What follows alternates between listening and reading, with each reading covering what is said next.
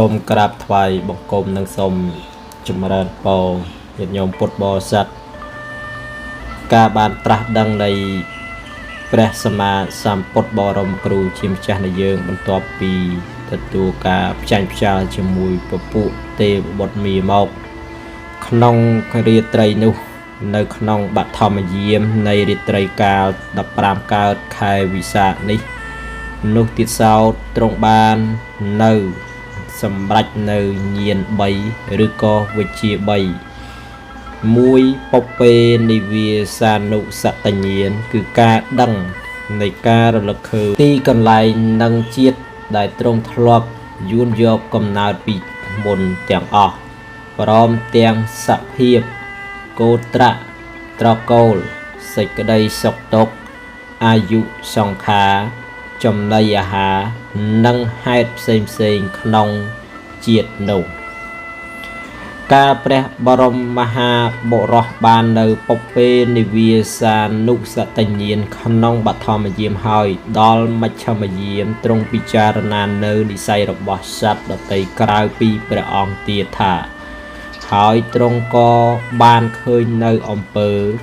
ការកើតស្លាប់របស់មនុស្សផ្សេងតទៅទៀតព្រះអង្គក៏បាននៅញាណទី2គឺចុតោបបាតញ្ញាណការដឹងនៅការផ្ចត់និងការកើតព្រមទាំងកម្មផលរបស់សត្វលោកដោយឥតទើសទាក់ពេលចិត្តផុតបច្ឆមយាមទៅហើយព្រះពោធិសត្វក៏បានពិចារណានៅបដិច្ចសមុបាទធម៌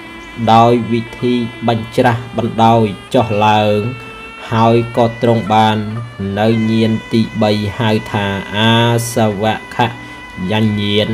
ពោលគឺការដឹងនៅហេតុនៃការកើតនិងរលត់នៃអាសវៈ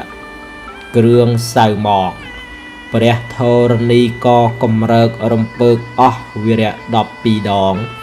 ជានិមិត្តរូបនៃការបូជាជានៅការ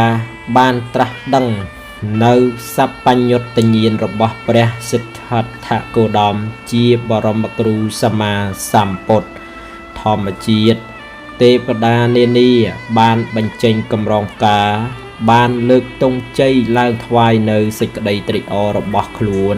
ចំពោះការបានត្រាស់ដឹងរបស់ព្រះសិទ្ធត្ថជាព្រះពុទ្ធអង្គពេញលក្ខណៈ